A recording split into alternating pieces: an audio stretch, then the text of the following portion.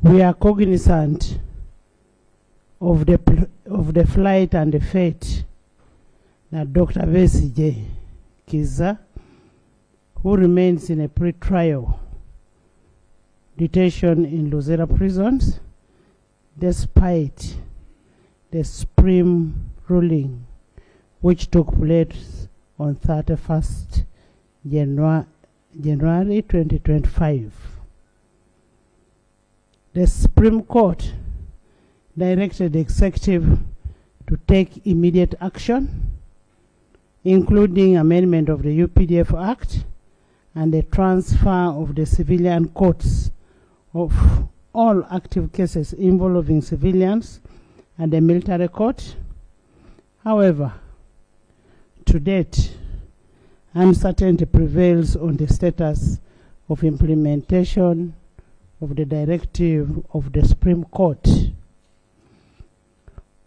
For the sake of clarity, I would like to pose the following questions to the Minister of Justice and Constitutional Affairs, to the Attorney General, and the Minister of Internal Affairs.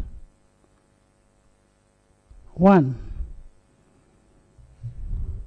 Have the legal advisors to government rendered appropriate advice on the continued pre-trial detention of an ailing Dr. Besigye?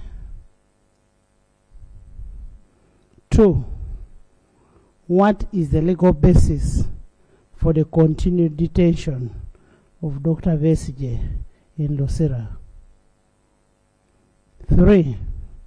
Under what instrument does Uganda Prison Service continue to hold Dr. Besigye?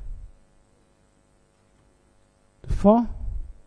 What steps have you taken to comply with the Supreme Court directive?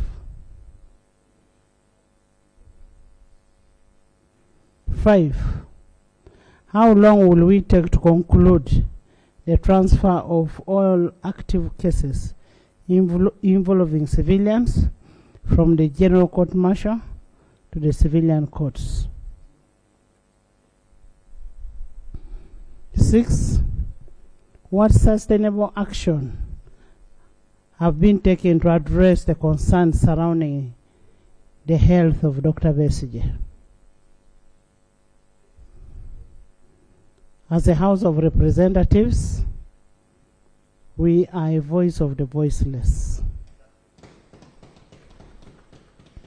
We are elected to speak for those people out there who cannot be in this house. So if we cannot do that, then we are not representing our people. The continued detention of unwell suspected sets a dangerous precedence that may be applied to any one of us.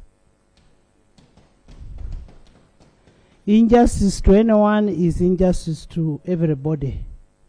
Today it is happening to Dr. Besigye, tomorrow it will happen to any of us. There is need to explore other appropriate modalities of confinement, if necessary, than keeping the ailing suspect in unfavorable conditions that may potentially be fatal. I am aware there are legal regimes that govern the pre-trial detention on treatment of suspects with the peculiar circumstances, notably the Constitution of the Republic of Uganda, 1995, and the Trial on Indictment Act, 1971.